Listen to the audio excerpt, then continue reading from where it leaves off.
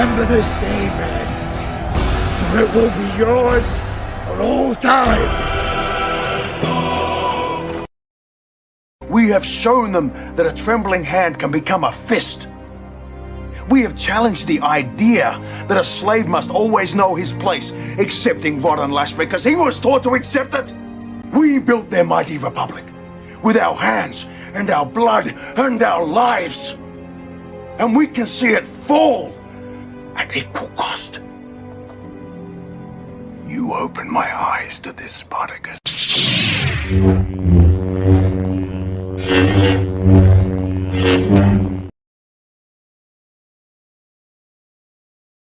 Toxic people use that you might actually be aware of but haven't been able to articulate. One of the things that they do is refer to you with an endearing term or in an endearing way. Oh, my dear. That most people would think, oh, they're just being nice, when really what they're doing is creating space between you. So they're trying to put themselves in a higher position. You can feel it in your gut. You know what they're doing, but if you call it out, you look like the crazy one. Number two is the passive aggression. Now, they're very manipulative with it. It's often a subtle change in their tone or a change in their voice or the way that they deliver something to you. Oh, I thought you were a better person than that. And it's just enough for you to know that they're being horrible. And then so when you react, what we have there is reactive abuse, which, by the way, is number three. So they'll use that passive aggression to really push you, to press your buttons. They know how to do it. They've learned all about you.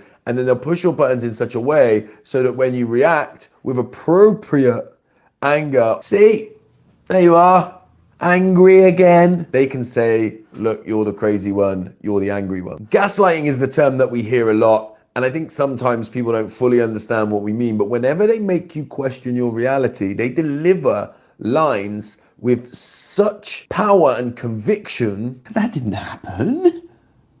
What are you talking about? It makes you question your own reality, and you would have felt this one a million times over, and it kind of runs through and seeps through everything that they do. And number five, I'm calling control by association. What they will do is act as if they've got eyes and ears everywhere. And I'm telling you, I know people that were there, so I'm gonna ask you now if you were there. Always be acting as if they've already got some information about the question that they're asking you, so that you cannot wriggle out of it. You cannot say anything just in case they do have some of the inside information that you have.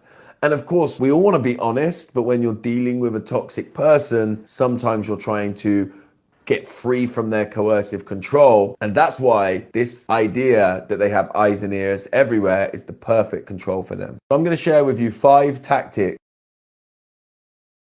Do you want to know how legit fucked up your situation really was? How horribly they really treated you? How inhumane and disgusting their behavior was? See, narcissists have this way of convincing everybody that we are too sensitive, we overreact, we exaggerate. And we start to believe it ourselves, and we start to gaslight ourselves after having been gaslit for so long, and we start to ruminate and we start to wonder, was it really that bad? Well, here's a way you can find out whether or not it was really that bad. Just tell somebody the story randomly, either as yourself or as a third person, super chill. Just tell the story. No added emotions, no theatrics, just super chill. Tell the story and watch their body language. Watch their facial expressions. If someone looks over at you and says, wait, what? They did what? That's code for the motherfucker did what?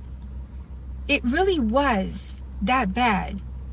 It was that bad. They were that fucked up, and somebody's body language will tell you exactly how fucked up it really was. Did they just pick a fight with you and disappear? Tell you they needed space? Tell you they're going to their mamas? Well, you can stop messaging them now, because they're not going to answer any of your messages or any of your calls. They picked a fight with you so they can go cheat. They're with somebody else right now. They're telling that person that you're a little crazy. The two of you broke up and they don't know why you keep calling them. And here you are blowing up their phone like the 4th of July. and the two of them are bonding over how crazy you are. They're going to cheat with this person all weekend long and ghost you. But, they're going to come back on Sunday night or Monday with a handful of dirty laundry and an appetite, walk straight to the fridge like they didn't do anything wrong. They didn't just ghost you and cheat on you all weekend long. And when you start to give them an attitude and ask them where they've been and how they decided just to walk back in, they're going to turn it around on you and say, see, this is why I left, and maybe next time I'll just stay gone for good. Did they just pick? If you really want to know what that narcissist is doing while they're giving you the silent treatment, it's sleeping with somebody else. They are promising somebody else the future they promised you. They are playing the victim and telling somebody new how crazy you are. They are giving somebody else everything they promised you. They're introducing somebody else to everything you introduced them to. They're manipulating somebody else into idolizing them. And if they're thinking about you at all, it's to get that new person to do the things that they liked about you or what they used you for. And it's to wish that you could see how much better they have it with this new person, because that person doesn't see them for who they are yet. That narcissist is smearing your name around town, convincing everybody that you are just out of control and how hard they worked at the relationship, but you were just too much. They are building a new life on your name and your pain. And while they're getting you to abandon your own life because you are just devastated wondering what you did wrong, they are starting in an entirely new life where they're grooming everybody into believing that they were amazing and they never cheated on you. So when they do bring this person forward, everybody will welcome that person with open arms because of everything they went through with you. If you really want to know what that narcissist is doing while they're giving you the silent treatment, it's building an entirely new life on your pain. We're going to do a morning show. I had some time this morning. It's going to be a little more laid back than my usual content. That excitable stuff. I like being passionate, putting on a show. It's always been my strength. Hail to everybody in the chat, all you guys lurking. Thank you very much for being here. Please hit the like button if you will.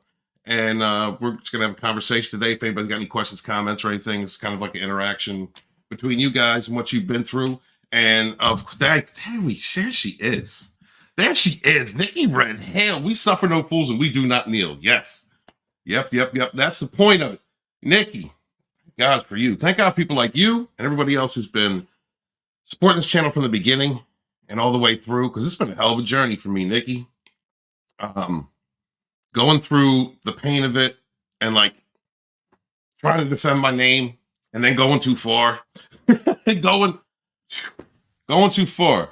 So one of the things that I said last night on the Sage and the Savage, if you guys haven't, please go check out Sage and the Savage. And if you would, please support Immortal Coil, subscribe to him. That's my spiritual brother. He's been there with me the whole time. He's one of those friends that he was watching me bang my head up against the wall and watched me go back and forth and kept believing in the situation and keeping myself in a toxic situation. But Nikki, I was talking about mirror and narcs and stuff. And I did learn things as I was doing the research about narcissism and then the different behavioral patterns involved. And what I discovered is the same thing that people have been telling me the whole damn time. No contact is king. Keeping yourself out of it. Keep yourself away from it. There's no saving them. There is no saving them. And it's just something you got to come to accept. You know how hard it is to let go. Everybody, y'all know how hard it is to let go of somebody that you really care about, somebody that you love, and you want to see the best in them, and you want to see them succeed. You want to see them take that leap, and it doesn't matter what you're being told. Whatever your experience was with a narcissistic partner, because they don't change. They don't change. People only change if they want to. If someone's narcissistic, you can change. They can change if they want to, but if they have full-blown NPD, there's nothing you can do. And if you keep yourself involved in that cycle of abuse, then, it's gonna damage you. There's no way that you can be in that environment, in that cycle, in any way, shape, or form, whether you're dealing with a narcissist or you're dealing with a loyal fool, you know, somebody that won't leave, narcissistic supply. There's like, it's like banging your head up against the wall. And you can heal like 100 times. You can go through a healing process, but if you keep going back, if you keep believing, if you keep putting yourself in that environment, you will get toxic. And like, even though I was healing in increments, it was still hurting. And I still kept trying to find different ways to find a combination for a lock that there's no combination for. That lock really doesn't exist. It's an illusion. Thank you, Nikki. Man, I love you so much for being here. There's my boy, Mr. Tickle Trunk. Yeah, what's up, man? Pretend I'm here modding for the from the shadows. Absolutely. Here's another cat right there. Mr. Tickle Trunk came from those Phantom Menace days. And man, there be rogues here. Good friend of mine. Thank you for being here, dude. And all the support that you've given me. That's a dude right there who never gave up on me too. Like Nikki, like Mortal Coil, Sporkinese Podcast, Tina Bojan, and quite a few others, you know, like Etepikulian is my buddy. Guys, check out Etepikulian, the place to be reviews. He did all he could, you know, like there's a lot of people in my life that did, but yeah, thank you, Mr. Tickle Trunk, and I love you, brother, and I will get up with you soon. I'm sorry, I've isolated, but now I'm kind of coming back out. I started getting phone calls and communications from people that I hadn't talked to in a long time, because people walk away from you when you're stuck in that cycle. Some people realize that there's nothing they can do for somebody who decides to be a loyal fool. And whatever part of the cycle you're in, if you keep reaching out and trying to help, be supportive of someone who is going through a narcissistic cycle with somebody and going through narcissistic abuse, and like there's nothing you can do. Some people walk away, and it's perfectly valid. You know, it's just what can you do? You know, but thank you, Mr. Tickle Trunk, for being there with me through this whole ride. And now I'm going to be moving Dragonstorm into the next era. And the next era is nothing to do with my past. My past, that's over. It's been let go. It's gone. There's nothing there left for me.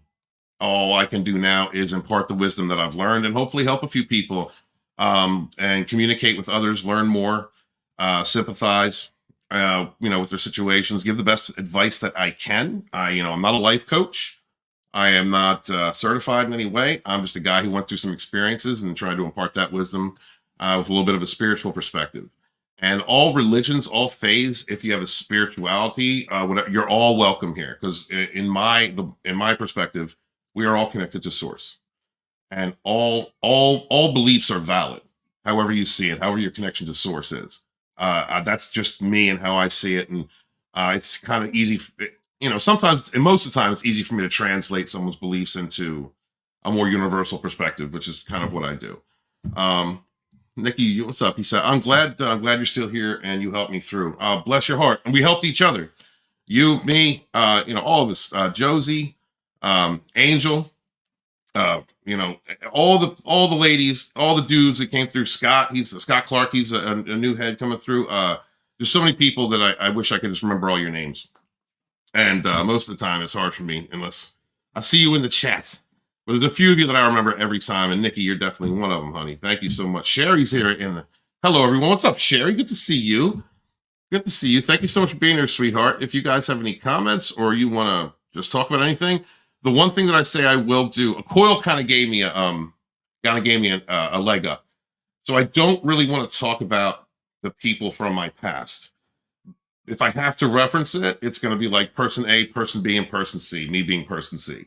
And so if I talk about it, that's the way that I want to do that, because it is relevant to my experience, but no contact is no contact. No contact means, you're not sending messages. You're not replying to messages. You're not being involved in that cycle at all again or anymore. And I think that I have, to this point, owned up and done everything that I could do, and owned up to like my part in the cycle of reactive abuse and the things that I did and the ways that I was acting. And I got to put that behind me, but I don't want to keep dragging. Really, I don't want to keep dragging the past situation through, because that's no contact, right? Don't want to talk about that. I want to talk about the knowledge that I've acquired in part. You can't hear me. You can't hear me? Don't tell me I'm muted. Oh, okay. All right. Sometimes I guess I got to fix the mic. Sometimes it goes in and out. Thank you, because look, I'm nervous up here as it is. I've been doing this for 4 years, and I still get nervous doing live streams. Yeah, what's up? Angela's in the house. His greetings, Dragonstorm. First time online, a loyal fool. Ouch, 31 years married to a covert narcissist, 4 years out. Congratulations. 4 years. How long are you still healing? Are you dating?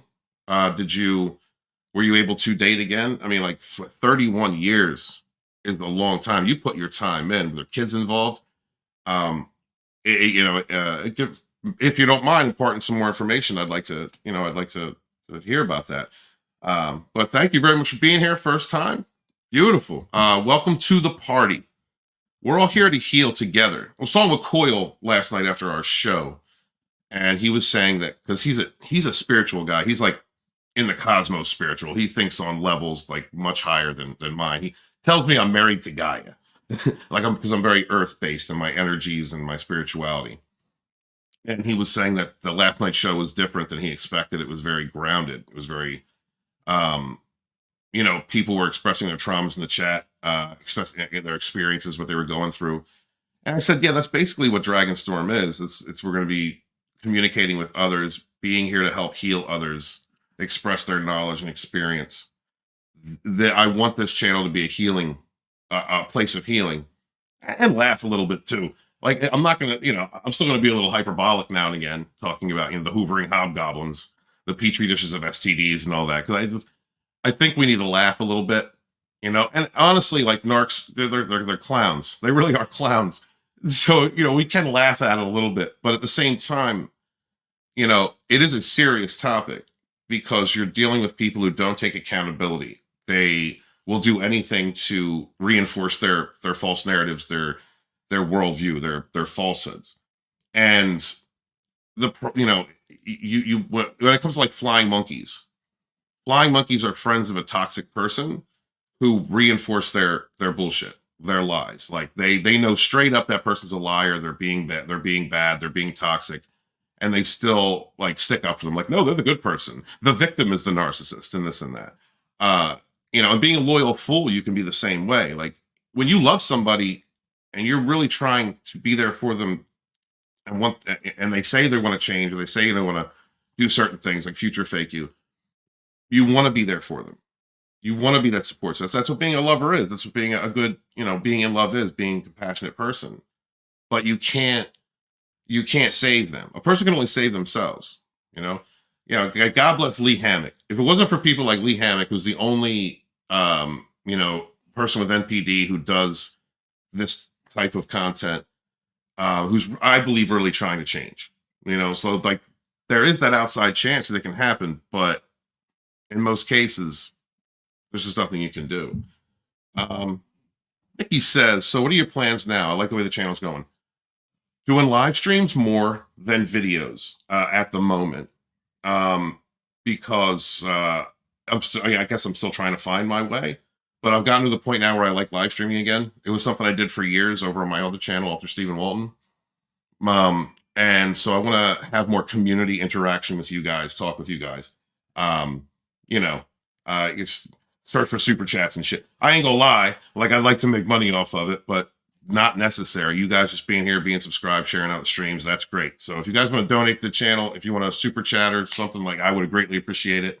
Most especially just get out the word, hit the like button, and leave a comment if you can after a live stream. If you leave a comment after the stream is over, like when it's posted, that really does help the algorithm and helps to pick up more viewers. And I just want to grow this. So I'm about to hit 10K, Nikki. I'm about to hit 10K. I can't believe it. I'm so blessed. One of the things that I've learned is that when I'm doing what I'm supposed to be doing, God blesses me, right? Source blesses me. And when I'm putting out the right message and I'm working on myself and I'm doing this channel for the right reasons, which is healing and helping to spread the word, and then I get a boost. It's like the universe just comes in and gives me a boost. And I've got one of those, so I really don't want to disrespect that. Disrespect the gift that I've been given. So those are my plans moving forward at the moment. I'm going to try and do day streams when I can, when I'm not working. I'm just trying to get this book done. So a lot of my energy is going into work and the book. But I'm going to stream whenever I can. We're going to be doing the Sage and the Savage every week with Immortal Coil. And then I'll do these just to talk with you guys. What's up, Droopy? Good to see you. Hail, brother. Hail, or sister. Sorry. Coverts are the worst. Coverts are the... I don't know if I could say coverts are the worst, right? Because I dealt with a covert, but like malignants, like a malignant narcissist is, I think, like a big difference because the psychopathic tendencies, like they don't care male, female, they'll come after you. Coverts, well, from what I understand, coverts are mostly women, and women, female narcissists they use their sensuality, their sexuality, they use their womanhood, like I'm the victim to play the victim role, which is really easy for a woman to do because as men, women communicate a lot better their emotions, and they also communicate sympathy and better than men. But men also, you want to stand up for women. You want to be there and protect. You see a woman cry, and you want to help them out. At least my experience and feelings. But I've dealt with a covert male narc. Covert male narcissists they're like catty women. They're angry women. They want to hurt you through a third party.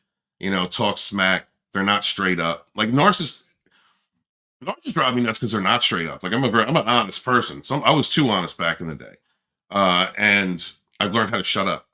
But anybody who's sneaky, like if it's like if you're sneaky and you're deceptive, then yeah, in that way, yeah, coverts can be the worst, man. Coverts are the ones that call the cops. You know what I mean? Coverts are the ones that set you up. But yeah, I can't disagree with that, really. Thank you for being here, Droopy. What is up, CJH? How you doing, man? Greetings to you. Good to see you here. Usually in my evening audiences. That's Hail the Fourth Wave. It's a friend of mine again from back in the Fandom Menace days. All right, Angela, let's see. So Angela says, I'm healing every day. Thank you. Still hyper-vigilant when triggered. I'm in therapy. Yes, laughter and healing. I can imagine the therapy is going to take a while. 31 years, gaslighting, going through the routines, constantly being triggered. I was in, Angela, when we go through this and we heal, we start to discover things about ourselves. I didn't go through 31 years, thank God, but I realized that their triggers have been created within me and emotional responses. And I have to say that, like, learning, it's kind of weird. If you go back and look at my Mirroring the Narc videos, I'm no longer saying Mirror the Narc. I'm going to leave them up because I think it's a part of the journey that I went through. But while I was attempting to mirror a narcissist, be a better narcissist than the narcissist. Yeah, you know what I mean? In an attempt to like get them away. I researched psychopathy, dark psychology, and I found that controlling your emotions really helps you. Because narcissists, toxic people, they depend on emotional reactivity. If you learn how to control your emotions and just bring it down, you can see things clearly. You can feel your intuition. You can feel that clearly. You can see what's going on. You use logic and reason, which is what helped me to go through the final, whatever it was, round. Person B was gaslighting me and trying to bring me up, trying to use irrational things to justify the situation. And I was just like, no. I brought it back down, and I just realized it was like, there's no saving them. If you're gaslighting me and trying to bring up traumas from my past to justify something that's going on now, then you're not my friend. Like that's gaslighting, So I imagine you still be hyper vigilant when you're triggered. So continue to work on that. And my advice would be learn to work, meditate, learn how to stop your emotions from rising to a certain point, because toxic people depend on that in order to trigger you and keep you off balance.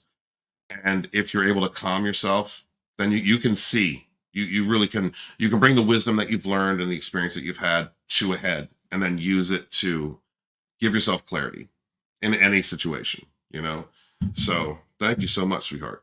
He goes, yeah, they are worse with age. They go for the throat, literally. So Angela, if you don't mind answering this question, first off, what was it, a man that you were with? And if it was a man, was he physically abusive? Because from what I have understood, dealing with some it's like covert males, is that they're physically abusive. They're like they're terrorists. Like they'll just hurt you. They'll put you in a hospital. They'll do whatever it takes in order to strike fear into their supply to keep them capitulant. So like if you don't mind, I mean, if you don't have to answer that. I'm just wondering. CJH, I've been trying to work on my novel trilogies and it's been complicated to get out of procrastination. I do too much world building and lore writing than I actually sitting down and writing it. Oh yeah, well that's like getting stuck in your head. Right. You just keep writing. If just write something. Just try and write it out. You may not even use it. Try and write it out. You don't want to get stuck in your imagination. Like I'm a science fiction writer. I didn't think I'd end up writing contemporary history, but I did. But in my science fiction world, like, yeah, things keep expanding and building and building. It did that for 20 years until I started writing it down. My advice is, it's all, it's good to live in that world because it is a part of you, what you are writing. But make sure to just start writing something. Keep writing every day, even if it's just a little bit. That's how I got through it. And there we go. Sherry out there giving love. Absolutely. That's beautiful. That's what we're about here. And that's kind of the direction that I want to take everything. This is about our community, our growth, our expansion of ourselves, knowing our worth, continuing to fight for ourselves, loving ourselves. And for those of us who are still stuck in the trauma bond or still stuck in like rumination or, especially the anger. Any of y'all still in the anger stage, I got plenty of videos of me in the anger stage, trying to justify, anything in any way to remain inside of a toxic cycle like this. The first era leading up until the last, leading up to now has been Steve Walton going through the cycles over and over again, coming to a point of healing and then giving into a Hoover and then, being brought back into it or being baited into it by a covert, by person A. And whether it was person B or person A that kept bringing me into it, I let myself go back.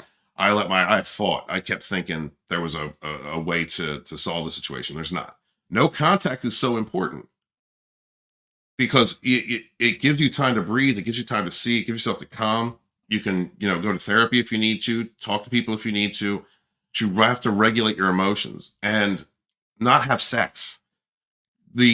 I'll say this over and over again. I'll probably be saying it the whole time I'm doing this channel.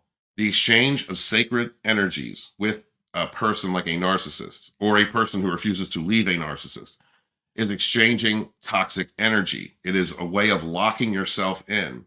That's sacred. Sex is sacred. And so you tie yourself, you tie your soul, your energies to somebody who's, all over the place, having sex with a whole bunch of different people. And that's a soup. It's like a toxic soup of energy inside them. And that's another reason why it's hard to break the trauma bond. So it's, no contact is so very important. Myself, I got to a point where I looked at person B and I didn't want to have sex. Like I wasn't attracted physically. Like I was like on a level of the past, but person B no longer turned me on because of what person B was letting themselves go through.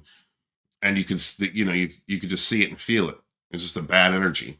So when I talk about person A or person B, I'm going to try and be as on the level as I can be.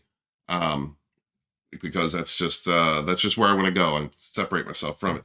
Let's see. Katie Joe's in the house. What is up, Katie Joe? Thanks for your advice. Really helpful channel. Gratitude. Katie Joe, I appreciate you. Thank you so much.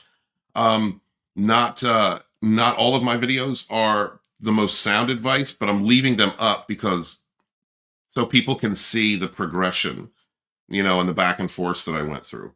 I did take some videos down. I did take some stuff. Anything that pointed a finger at person A or person B, I took all that down. Done with that. Because it's time to let go. And there's nothing else needs to be said, but like there's enough content out there and if you're interested in like my more hideous stuff, when I was really nuts, those are my channel member videos. Anything that was from like early Dragonstorm I have on channel members with a few exceptions. I took some things down because some stuff just doesn't need to be said. But if you guys are interested in becoming a channel member, please do. I'll be making some more channel members content for you guys. And sometimes I do videos and leave them up for a day, and then I put them on channel members, because some messages are just temporary that I put out, but I'll leave it there for y'all. CJH says, it's also very difficult for me to explain my books to friends. Sometimes I find it's just something authors have trouble doing. Sometimes very learn how to give a pitch for a book within a paragraph. That's something that I was taught by some professional writers.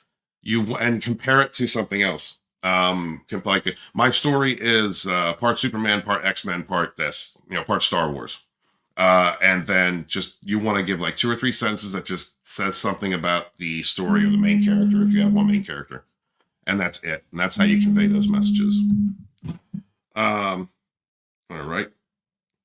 Let's see. Coverts throw the narc label on you real early, so you can't throw it on them.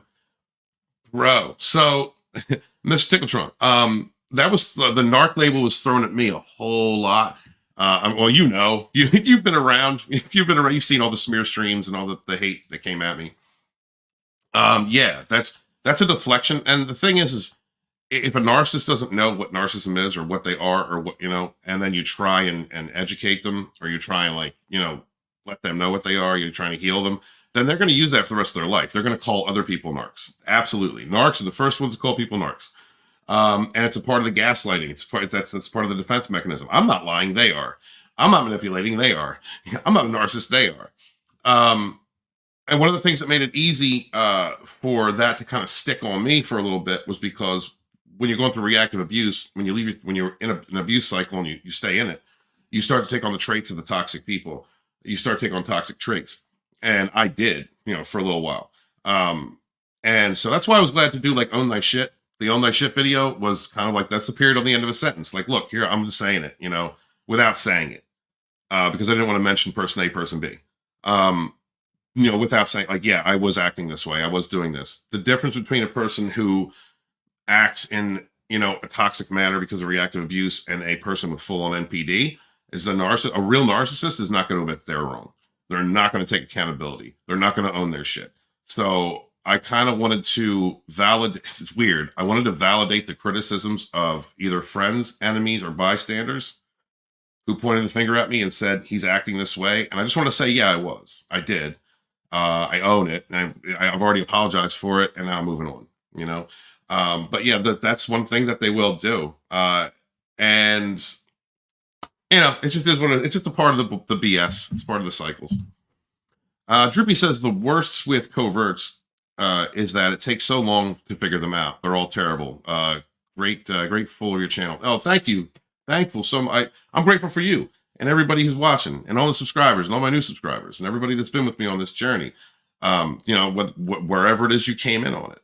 If you just got here, hi, I'm healed. My name's Steve Walton.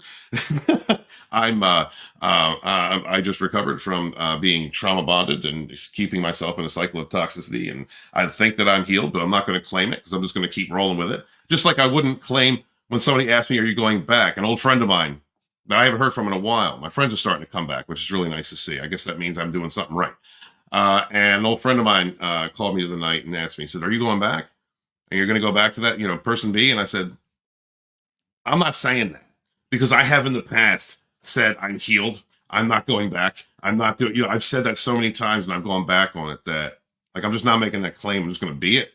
But one of the things that's helped me a lot has been this channel, this platform, building this, putting out the messages, hearing the stories from everybody else. It's a wonderful support system we have at Dragonstorm. And I want to continue that community and with people like you. I appreciate, man. It means a lot to me. All you guys, thank you so much. Make sure to hit the like button for me, share out the stream if you will. And if you have any questions you want to interact, that's kind of what this stream here is about. We're going to be talking about no contact. There's no saving them. No matter how much you love them, there's no saving. There's no saving them. And a person can only save themselves. So you have to save yourself. And eventually you get to a point, and it doesn't matter if you're dealing with a narcissist themselves or you're in the abuse cycle because they have a supply that won't leave their side. It's being a loyal fool. If you continue to try and save a loyal fool then you become a loyal fool. And that is just as toxic, because now you're being used as a triangulation piece. You're allowing yourself to be used as something to create conflict, someone to blame. When you stay in a situation, whether you're with the narcissist or you're with a person who refuses to leave a narcissist, in these cycles, if you stay in long enough, you're going to get toxic. You're going to, if you're stubborn about it, you're going to keep fighting for them, and you are going to start justifying things that are narcissistic, that are toxic, that are aggressive. You're trying to save this person. It might come. It's all coming from a place of love, but because you're fighting for someone who's it's not going to change, then it becomes it becomes crazy. You're stuck in this gaslighting. You're stuck in with these false promises, these future faking, regardless of what it is. A person who's attached to a narcissist takes on those traits, and you begin to excuse their behavior and then even endorse it. And that's just a cycle of negativity that's going to lead you down a rabbit hole of darkness. And the only answer is no contact, cut them off, block them, or gray rock them if you have to. I just gray rocked a situation the other day. One of my family members. It's crazy when you go through this, guys, and you learn more about yourself and you understand the signs. Once you start controlling your emotions and you can see things clearly. I'm sitting in a car with a family member who's shows narcissistic tendencies. Not like, I don't think they're a narcissist all the time. I don't think they have been, but now I understand why they frustrated me in the past, because it was triggers. This person tried to trigger me for like 10 minutes with just like the past, bringing up people that I no longer talk to, bringing up things from my past, just trigger. And I'm sitting there and I just got tired of it. I gray rocked it to the point where I just put headphones in and started listening to music. And they kept trying to trigger me, but I wasn't listening. And then they like, "Are you all right?" I said, "Yeah, I'm fine. I'm great. I'm good." Matter of fact, I even left it with a hug and an "I love you," not triggering me. It doesn't work anymore. And I guess that's how you have to operate with family members. Check out the interview that I have with Whatevercast, Wes Moody. Please subscribe to Whatevercast. He's a wonderful person. He did an interview with me about his narcissistic parents and his family dynamics. It was a great interview. I'm going to do just some more Narcissistic Abuse Chronicle interviews here soon. Jessica, what's going on, Jessica? She says, never tell them about your dreams. They will go out of their way to destroy them. Yes, completely. Yes. Yeah. Didn't finish a book. Got to finish that now. My original channel fell apart. My company, I brought, no, not going to go there. Yes, you can. Because they will. They'll use that against you. See that like they're damaged inside and they don't want to succeed. They love the light. They're attracted to you because you're a strong personality. They're attracted to you because of your kindness. But if you're too forgiving and if you have weak boundaries, they worm their way right in. They begin to manipulate you and use you. But eventually, so this is the way that I've learned it so far, from educating myself through the education phase over the last year, which is a narcissist will stab you once. They'll cheat on you or they'll do something horrible to see how you react. And then you'll forgive them because you believe the fake person that they present themselves to be. And then once you forgive them, they hate you. First off, because they can't forgive themselves. But secondly, because they look at it as a weakness. So to a narcissist, like everything's backwards. Good is bad and bad is good. They're like, I say things like they're demonic and they're married to the devil and this and that. And what I mean by that is when you live in negative karma, when you do bad things over and over again, when you're lying to yourself, lying to other people, when that is your world, you cut yourself off from God, you cut yourself off from source. And so, their soul becomes just like this small, tiny ember of what it should be. And that leaves a lot of empty room open for darker things, darker spirits, entities, so forth. And it does wear on them. Like I'm a spiritualist, guys. Like I operate on the level. I'll try to go too far into that today, but that is the truth. Like, and so because they have so much darkness inside, they want to destroy everything that you want to build. They want to destroy your light. They want to destroy your confidence. They want to pass on their pain. Like I think that's like the takeaway from the narcissistic abuse cycle is they're in pain all the time. So they want to pass on their pain. They want you to be just as damaged as they are.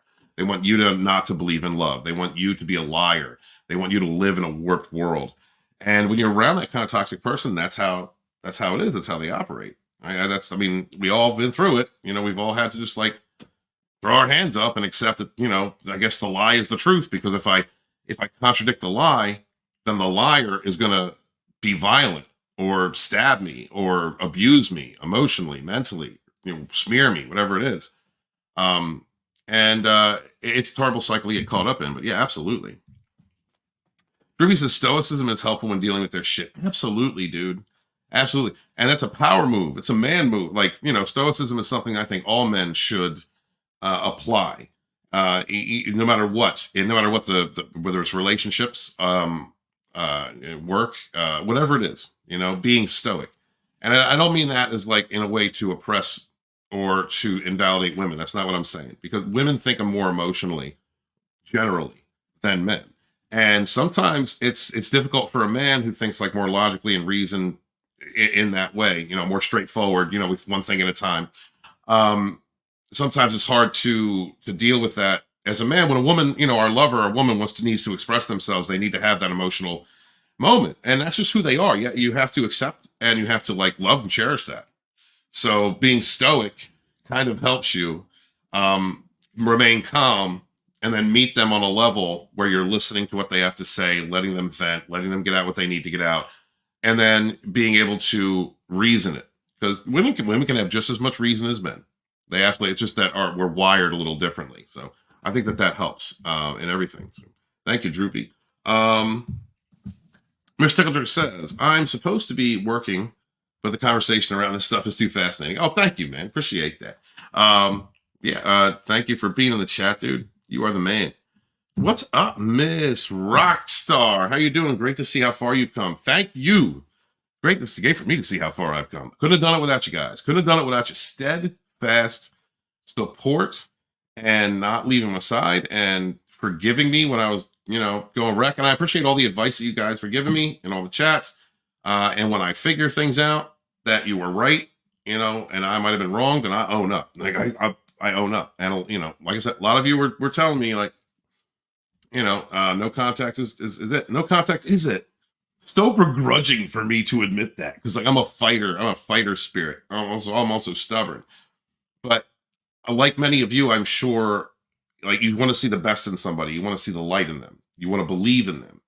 And so that's what I was constantly trying to see the light in somebody, and whether it exists or not, like I can't even make that judgment right now. I can't because I'm separated from it.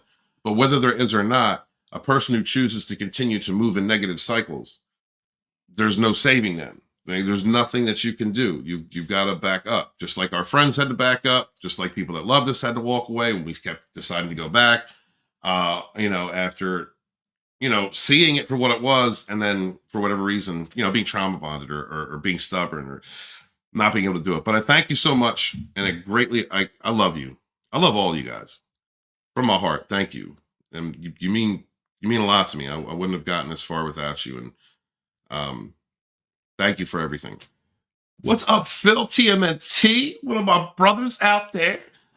Steven out here trying to make them ladies faint and how good he's like. Oh, thank you, bro. You know, I'm attempting it. I'm attempting it. All right. You know, but my brother, my cosplaying black brother, ain't nobody gonna get white women like you. Okay, let's be real. All right, you're pulling them in. Your saber is bright, long, and strong. Okay, it's good to see you, dude.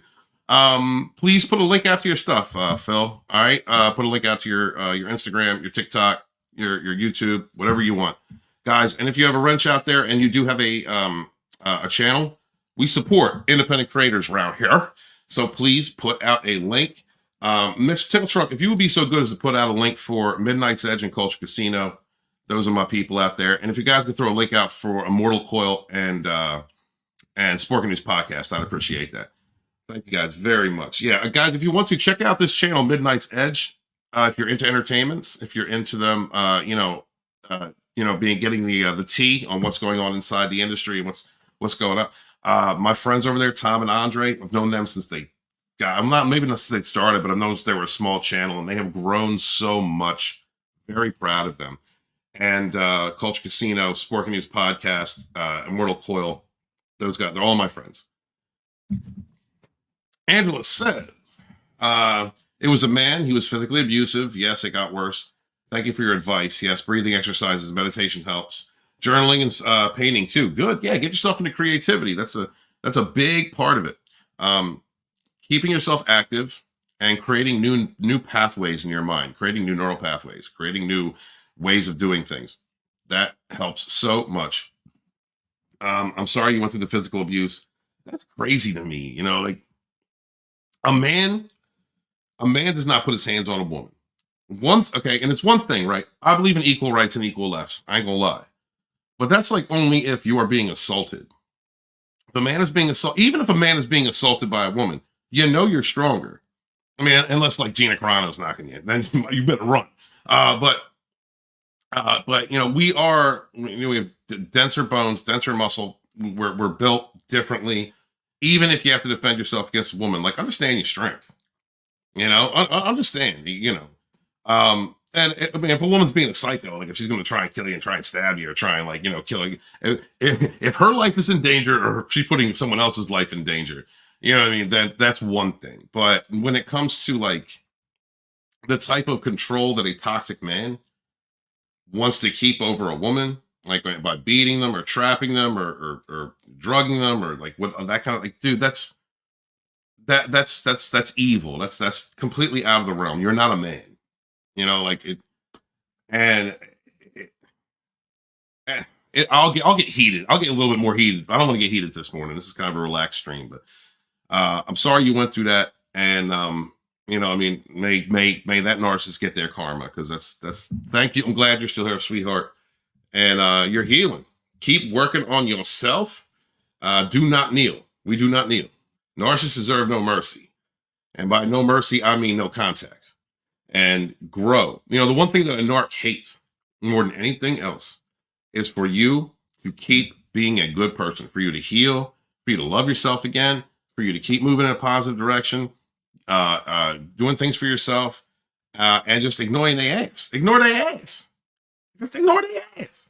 A narcissist at some point, they live in the past, right? They love their supplies. You're a thing. You're something. So they're gonna hoover. They're gonna look. They're gonna find a way to go around everything and look at your social media. Let them see you shining, not caring about them, and doing well for yourself. That's the best revenge. Let's see. We're talking to Angela. Yeah, Phil's a good dude out there. Thank you. Yep. Amen. Let's see. Cheers from down there. What's up, Kenzo? Cheers, brother. Good to see my brothers from down there. My big dick brothers from down under. What's going on? Love that. Yeah, I want to do a little bit of an earlier stream so I can try and catch the international audience. Because I usually stream late. And I know that there's a lot of guys, a lot of you brothers and sisters out there across the world. So thank you, man. It's good to see you. And hope everything's going well for you. Thank you very much, Nikki. Putting it out there. Hit that like button. Share out the stream if you would. And if you will, if you're catching this later, if you leave a comment, just leave a comment in the chat. Maybe something you want to talk about in a future stream. Whatever. Say hi. Say, you know, whatever you want to say. I appreciate that, because that's going to help the channel grow and help the live stream get out there. DJ H says, I'm sure if I did a reaction videos for my channel, it would do well. The problem is it feels icky to do something. Feels fake. Well, why would it be fake? You're doing a reaction video. It's not fake. It's a reaction. Are you doing fake reactions? The reaction is real. You know, do it. You know, do it. It's only fake if you're like, you know, you're trying to be somebody you're not. You know, be yourself. Be authentic. That's one of the things that I have tried to do, right, wrong, or indifferent. Whether I was telling the truth or lying to myself and being honest. You know, just be authentic, man. Jessica says, for me, I was lucky because my writing was something that he didn't have to have access to. Also, I never mentioned the ideas. Good, Jessica. So you kept that isolated. Even deep down, you knew, I need to keep this away from this toxic person. That's a beautiful thing. Good. What are you writing about? Tell me about what are you writing about? You doing fiction, nonfiction? What kind? I'd love to know. I'm an author myself, and there's something I wanted to do. I should get back to it. I wanted to create like a support network for writers, and I think I'd like to continue to do that. Once I get the Phantom Menace Volume 2 done and out, then I'll be moving on to my Elemental series, which is a sci-fi fantasy series, and that's my true dream. That's my Star Wars. You know, that's what I want to get done. Let's see. Narc fleas. I've heard that term before, Angela. Narc fleas. I'm not sure. What is that? Is that like when you start acting like them, like the reactive abuse thing? Because if so, I had narc fleas, like bad. And it was, Angela, the thing is I let myself get pulled back in because person A loves the drama and loves to keep people fighting.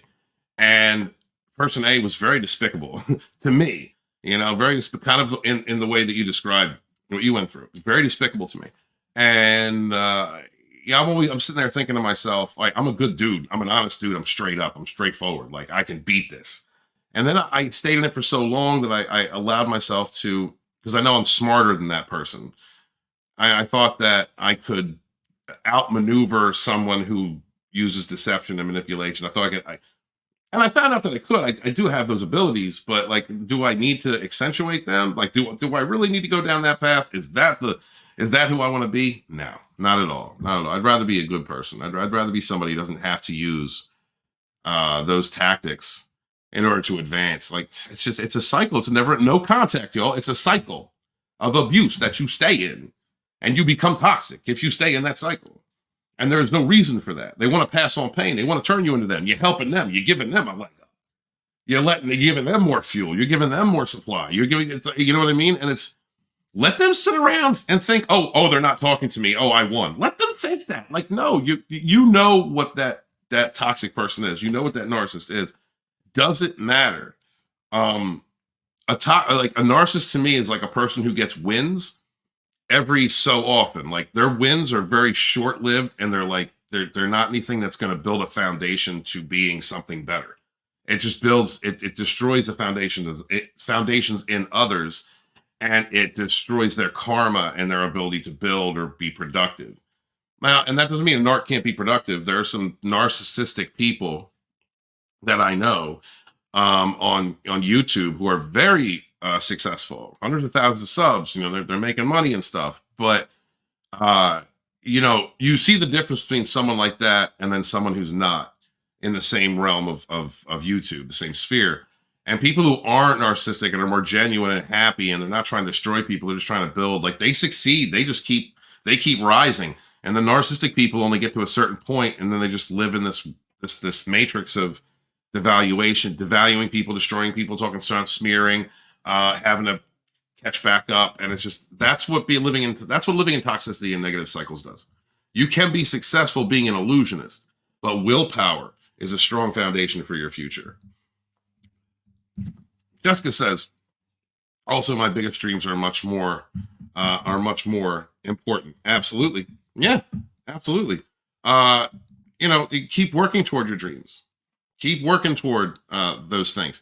Once you come out of the fog and you know yourself and you know your worth, then that is when you have more power. You realize the true scope and depth of your ability, your shine, the things that you can do, your creativity or your tenacity. And those are the things the narc took from you. When you're around a narcissist, you're dealing with an energy vampire. You can't succeed. You can't succeed when you're constantly having to check your fifis. You're constantly having to dance around this narc who's just trying to just being destructive. You can't love somebody like that. You can't exist in that atmosphere when there's all kinds of self-sabotaging. It's just all self-sabotaging and cognitive dissonance. Lie to yourself, and they're energy vampires. There's no way to thrive in that environment. You're only going to get so far around narcissistic people or full-on narcissists. You're only going to get so far because it's always about a competition. It's always about tearing somebody else down. And then you got to deal with the hidden jealousies from narcissists or narcissistic people. You got to deal with that jealousy. They're always jealous. You could trigger a narcissist just by being yourself. They'll just look at you and your success or you being genuine is an affront. That to them, your happiness is like an affront to their existence. You may not even have done nothing. Definitely genuine to people like Steven. Hail to that, man. Hail to that. It's important. It's an important thing. But thank you, Jessica. I'm so happy for you to be here. So I'm happy to have it too.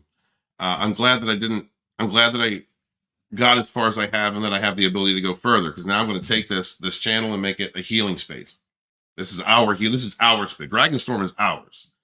This is where we're going to heal. We're going to move forward. We're going to support one another and keep it pushing. And I promise you, Jessica, like I'm going to get to a point where I'm trying to help others in ways that, like other writers and so forth, that where we can actually just communicate, share our ideas, and grow as people. That's Immortal Coil's channel. One of the reasons why I like Immortal Coil is that's what he wants to do. He wants to help others and reach that new level of, like, for him, it's spirituality. It's all like that higher level of being, like higher level of connection with Source, God. And that's what he wants to do. And for me, it's going to be bringing people to a place of healing or production and knowing your worth and producing more and doing better for yourself. That's what I want to do here. So thank you for helping me do that. What would people who are victims of their environment who end up having narc traits or just use people to their advantage because that's how they survive for so long? What would those be? Jesus, CJH, did you see my channel? For the last. But okay. So when you are a victim of narcissistic abuse and you refuse to leave that cycle, you get really depressed and you're hurt because the narcissist is hurting you unbelievably in unbelievable ways and out of nowhere. They love bomb you, and then the love bombing, though, that ingratiation begins to fade, and they give you less and less and less and less, and you're always searching. It's like an addictive cycle. You keep searching for that high. You keep looking for that first bump. You keep looking for that first high again, and you're never going to get there. And it gets to the point where you accept less and less and less, and so where you're happy for the breadcrumbs that they give you. And it's a constant cycle of hurting because they're running out and smearing you, and they're bonding with other lovers or other people over trashing you, and then coming back to you and talking trash about the other people. It's a cycle. If you remain in that cycle for so long, you become defeated. You go through this pain, and then you want to fight back. And if you get to a point where you just want to fight back, which is where I was as person C, I wanted to fight back against person A, who was using person B. And then person B was like co-signing to that behavior and kind of became like person A. I wanted to defeat, at first I thought it was person B, and then I realized person A. Excuse me. At first I thought it was all person B. And then I realized person A was the one that was orchestrating most of it. But once I came to the final understanding that person B was helping person A because they wouldn't leave person A, and I was just person C, there was no fighting. So I was displaying toxic traits, and I was, mirroring and doing things like that to stay involved. But the truth of it is, survive for so long, whether you leave, no contact, you cannot save them. Doesn't matter if it's a narcissist, doesn't matter if it's a flying monkey, doesn't matter, or a narcissist supply. Nothing you can do, walk away. That's it. That's all you can do. That's how you save yourself. There's nothing that you can do. A person can only save themselves. So there you go. Thank you very much, Mr. Tickle Trunk, putting that out there. Guys, if you would share the link out, I greatly appreciate you. We're going to go for a little bit longer here this morning. I have someone like that who's going through a lot of stuff in their life in order to survive in this world. They go down the rabbit hole of self-abuse, asking for money, etc. How do you help? You don't help. And it's over and over and over again. There's nothing you can do. If you've been there as a support system for that person over and over, there's nothing you can do. Walk away. There's nothing that you can do. If that person wants to come back and get advice from you, then give them if they're not so toxic that they're bringing you down, they're not coming after you in any way, then you can give your advice, but stop giving money, stop giving help, stop just. And then you really see who they are. Because if they stop coming around after they stop helping you, then, but that's my advice. Kenzo says, I came to the realization that I don't want to do this until the end of my days. So I got the F out. Yeah, me too, Kenzo. Me too, man. I looked at the situation. I had the ability to calm down. I watched how I was being talked to, how the situation unfolded. It was a situation where I was asked to do a certain things, and I kept my word. But the liar came through and lied, and then the person who was keeping their word got lied to. Got called a liar, and I'm just I'm being projected as a liar. I'm not. I didn't lie. And then and then I was being told that I was being gaslit. I was just like, that's the same cycle all over again. Like, I'm done with the cycle. There's nothing I can do. And you just got to get out of it, because it's draining. You're being brought up and down and up and down. It's hell with that, man. So yeah, good for you, Kenzo, a big dick brother from down under. See, especially if they don't or can't listen to advice. That's called an asshole. All right. If a person is an asshole, that's a red flag. Guys recognize red flags early on. If a person asks you for their advice and then goes about doing the exact opposite, they know what the answer is. They know what the right thing to do is, but they refuse to do it. And that is a psychological issue. That is a trauma of some kind that is way back when that has not been healed. They need to see a therapist. They need to do something about that. There's nothing you can do for them. And that's going to lead to other negative and toxic behaviors. And assholes are not worth it. They're not worth it. What's up, Flyer? How you doing, man? It seems like, thank you. By the way, thank you for being so supportive, being here since the beginning. Thank you for being through every live stream, every iteration of this channel. Thank you, man. That's another person right there. OG, Dragonstorm. Appreciate you. Thank you so much. It seems like the narcs where I live have nothing else to do but check on me, stalk on occasions. Well, you know what you should do? Walk around and strut naked and proud. That's what you do. You shine like a star. Let them look and hate. You're always gonna have haters, especially if you're a positive person. Oh, they can't, man. People who are insecure and see a positive person and see a mirror of themselves and don't like what they see, they hate. They're gonna hate. Let them hate. Just be detached. Gray Rock, be detached from it. Their energy is on them. Don't let that affect you in your progression. When I was really damaged, when I was going through the abuse cycles over and over again, I let that. I let what people thought hurt me. It's just because I couldn't help it. I was so damaged at the core. And now I don't. Now I don't even care. Like, I really don't. There are people talking trash on me, trying to keep me down for years when I was doing my other thing. And now my channel's bigger than most of theirs. This one, Dragonstorm, because I kept at it. And I kept, even when I was wrong, even when I was being toxic, I still kept pressing. I still kept pushing forward. And if you get to this point, strut around naked, Colby. Let it swing. All right? Because I'll tell you what, don't matter the size of it. When you're a good person and you believe in yourself and you build things through willpower, your stroke, long or short, is stronger than anything they got. Sorry to take it to the dick, y'all. Let's see, what else? Gina, what'd you say? Gina Carano. Gina Carano would wrestle with me any day. I believe, yeah, she could wrestle with you any day. I believe it. I would, she's a good looking woman. It's rare that I like women who have muscle, but she's a good looking woman. Let's see. Thank you, Sherry. Thank you, Sherry. Hail and much love. Let's see. Says, well, I'll be lurking because I got to clock into my job. Go clock, brother. Thank you very much. I appreciate you. Appreciate everything you've done. Keep it pushing, my brother. Better yet, don't let them know what you are up to. Stay off social media, except occasionally, and post privately. Jessica, I can't really do that myself, but that's a good thing. That's a good advice, because I'm a social media guy. And so my advice for anybody like me would be to don't post anything about them. Post positive things, your projects, what you're working on, your friends, you know what I mean? And this is another thing too. Don't just post or put something up hoping that they'd see it, hoping that like you're going to see how well you're doing. That's just a way of staying attached. That's breaking no contact. That is also breaking no contact. They don't exist anymore. Appreciate you, Angela. Let me see. There's a lot there. What's up, Droopy? Let's see. Droopy says, Steve, do you think the amount of narcissism in the modern phenomenon, have they always been this prevalent? Could it be correlated to the death of genuine spirituality in the West? Fascinating subject. Woo! You know what? If you would, Droopy, when this stream ends, if you would put that in the comments for me, we'll talk about that on the Sage and the Savage this week, because that's Immortal Coil could get in on that.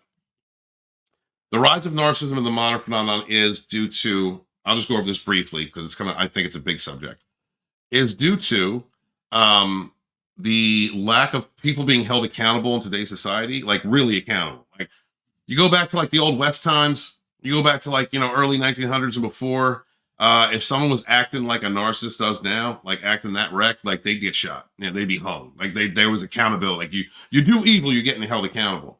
But there was also times before that where like narcissists or psychopaths got into positions of power, religious power, commercial power, royalty, whatever it was, and then they would act out in ways that damage other people. You're dealing with narcissism. Narcissism is about spreading pain. Narcissist people want to spread pain, so they create more damages.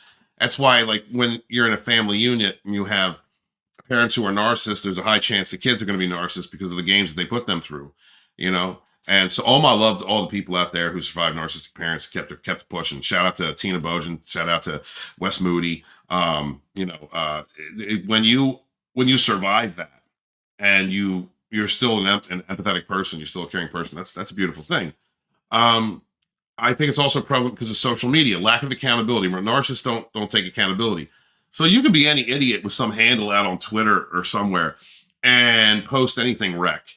Post something to gaslight, this is where we get a lot of the extremists. And I point the finger at progressives now, not your modern liberal, not your average liberal, but like the progressive ones. It would be the same thing for alt-right. It would be the same thing for like far right if they were prevalent at this time, in history. You see them out there gaslighting. You see them out there pointing the finger and projecting racism and sexism all the time and calling you a bigot if you don't accept a dude in a dress going in the bathroom with your daughter,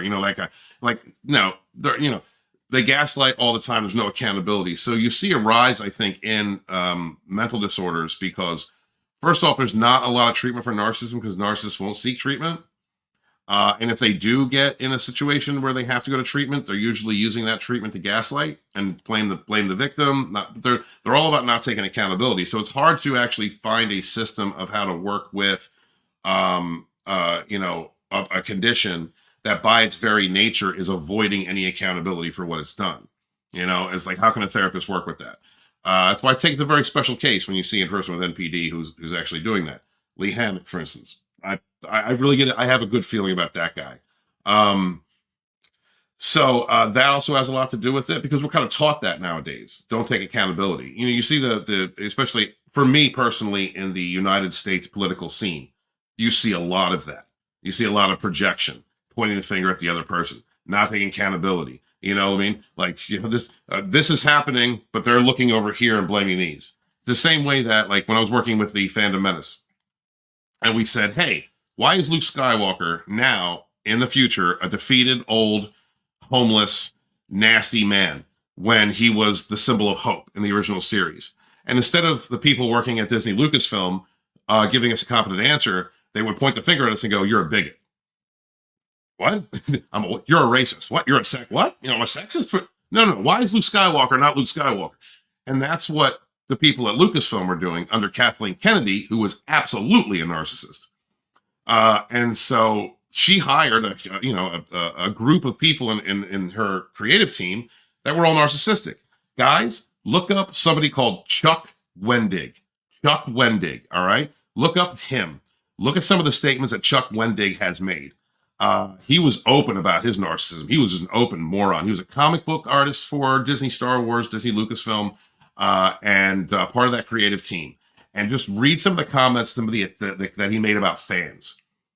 And again, it's insane that I was fighting against flying monkeys, narcissistic people in the Disney Star Wars and the fandom that they had, and then ended up doing this because doing Dragonstorm, doing narcissistic abuse awareness content kind of helped me to understand what we were dealing with in Hollywood, in Disney at that time. It's pretty nuts. Jessica says it was fiction, sci-fi, futuristic. I want to know. We gotta find some way that I can communicate with you guys directly. Because YouTube doesn't really have like a DM or anything. I am on X, Twitter, where Twitter used to be. My handle is @Lodonis. You can also find me on Facebook, Stephen Walton. You will see this avatar. This is my avatar on Instagram, my avatar on Facebook, and on Twitter. It's a Phantom Menace historian. Let's see. Through some more. Jessica says, I have many dreams too. So much to accomplish, so little time. Keep it pushing, girl. You got it. Keep it pushing. Keep working on it. You got that. What's up, Carlos? How are you? She still stalks me. Well, they're all they're hoovering hobgoblins, Carlos. All right, that's what they are. They're goblins. They pop out of nowhere. You ever hear the story about like the cock goblin in a porn theater? All right, like you just you're sitting there trying to. Not that I've gone there. Well, just imagine, all right, you're in a porn theater, you're just trying to watch a porn movie or whatever, and all of a sudden this goblin pops out from under the seat, like where the leftover gum and popcorn is. Boop, just pops up. That's what they're like.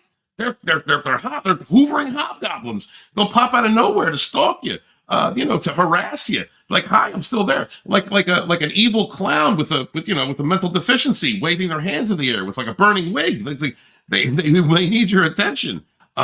Think of them like that, Carlos. If you think of it like that, make it funny in your head. Make it a comedy. Make it a imagine like a very like a Muppet. Imagine it's like a Muppet popping out of nowhere, like an ugly Muppet. Like just, it's like you laugh at it. That's a clown.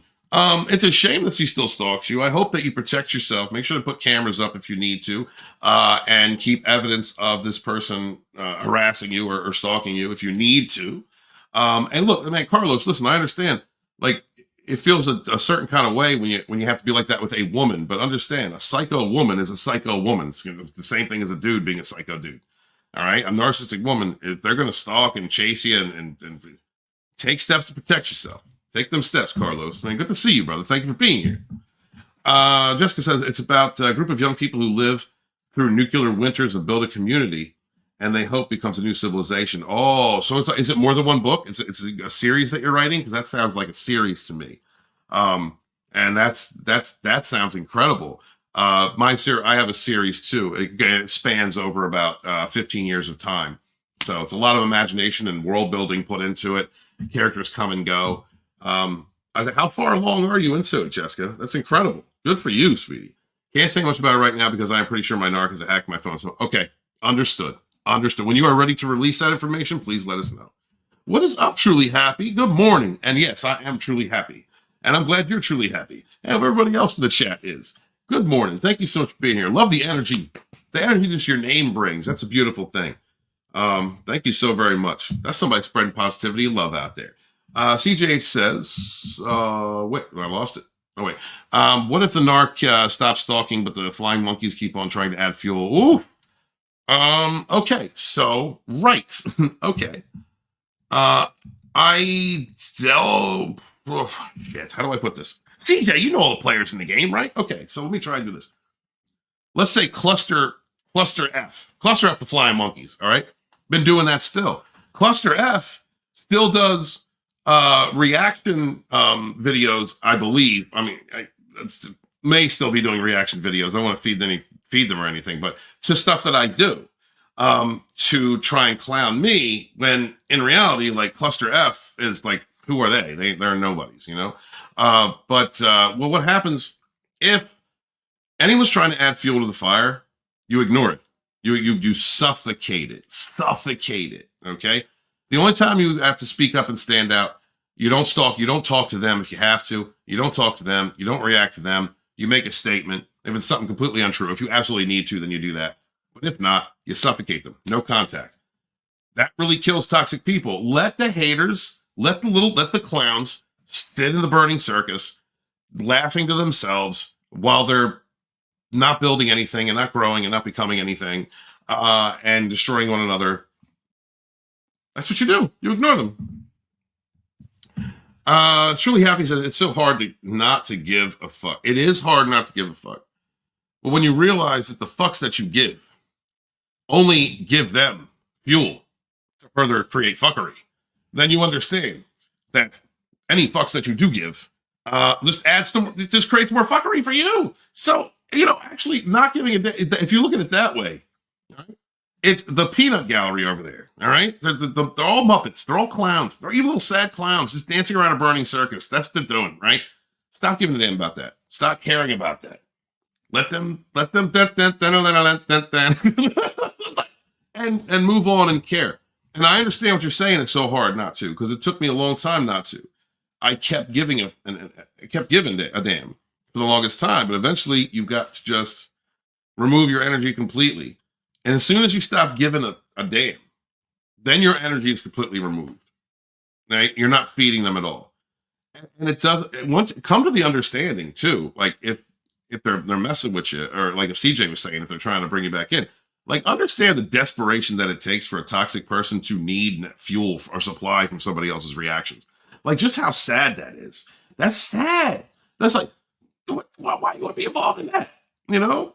And you are the power.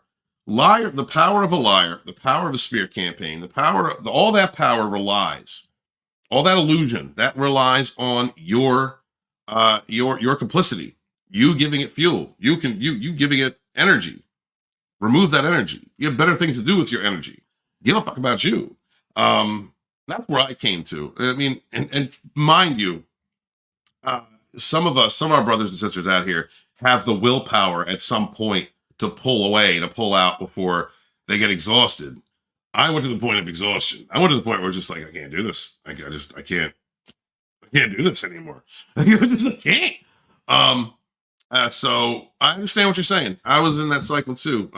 Truly happy. I really was. Bring back dueling. Bring back dueling. Yes. Things got solved a lot easier when you could just slap somebody with a glove and then take them out to the field and get rid of them. And I'll tell you this, if we could do that, if we can get the F around and find out legislation passed and bring back dueling, all right, if we can make this movement happen, hashtag bring back dueling, guys. If we can make this happen, look, some narcs may be good shots. They might be, but they're going to run out of bullets before they run out of victims. Let's be real, okay? Yeah, Chuck Winding is off. Yes, look up Chuck Winding. You want to see a narcissist? And you guys interested in like the what we were dealing with in the Fandom Menace back in the day, and what Disney Star Wars, like what if you ever wonder like why Disney Star Wars movies not that good? Why are they not, except for Rogue One? Rogue One was actually real good. I was watching it this morning, but like why are they not that good? I don't understand this. Look at Chuck Winding. Look at people like Pablo Hidalgo. There's plenty of others. Leslie Headland. Leslie Headland, who worked with Harvey Weinstein. Need I say more? All right. These are the people that were making Star Wars for the longest time. And then that's why it's that bad, because there were toxic people working at Lucasfilm once it was sold. It was horrible. I want to say Google censored my previous line to post because I called him a Wending a piece of trash. I mean, he is, but don't do that. You're gonna get Wending hope. You're gonna give Chuck hope that he'll get back into the limelight, that someone's going to care about what he says anymore. Don't do that. Don't do that. Let's see. Keep going. And, what's up? Keep up looking. How are you? So keep looking up says, hi, Steven. Accidentally allowed another old friend to find out he is a closet narc. Only to find out he's a closet narc. Isn't it crazy when you educate yourself and you go through this and you know that you can see them? I'm doing a meme with like, I see dead people from The Sixth Sense. I see narcissists. Because when you first go through this, you realize what narcissism is and narcissistic traits are. You see them everywhere. But then you begin to back it up. Because there's a difference between being narcissistic or doing something narcissistic, or narcissism being a predominant trait, and having full-blown NPD. There really are differences there. Subtle, there's some subtle, some not. But when you're able to recognize the gaslighting, the devaluation, the triggers, when you be able to see that, it's crazy how you recognize that in other people. I have lost a few people in my life because I recognize that and I see it, but now I know the answer. And you know what's weird? Keep looking up is that you might have had this experience with your friend. So I recognize that a person is a narcissist. And I don't have to call it out. I don't have to say anything because I'm not like emotionally invested in them like I was with person B. But I couldn't let go of person B forever, controlling your emotions. Your emotions are king. They mean everything, guys. That is the key to it. Stoicism, controlling your emotions. That is the key to maneuvering through this. That's through those situations. But like, what did you do? Keep looking up what happened. Thank you, channel member, by the way. What did you do when you figured out that person was a closet narc? How did you handle that? Mr. Tickle Trunk says, you keep giving a damn about people who talk your reputation because you're in defense mode. Gotta pretend it doesn't affect you and control your emotions about it. Yeah, and I did. Yeah, you saw me. You're around the whole time when, I was doing that. I did give a damn, and you're right. The answer is not give a damn. And it's kind of one of the reasons why I pushed away Mr. Tickle Trunk, why I stopped streaming, stopped doing rogue stuff, stopped talking to a lot of people. It's just, I had to come to that point. And becoming stoic, learning how to control my fifis, that had a lot to do with it. And now I'm just at the point where I'm going to keep growing Dragonstorm. I'm not sure where Rogue's going to go, but that's where I'm at with it, brother. Jessica says, yep, indeed. Nuclear winters can really work differently in terms of how they affect previous civilization. Yes. So I like ancient culture and ancient histories and stuff. And so look at the evidence of nuclear explosions from the ancient past.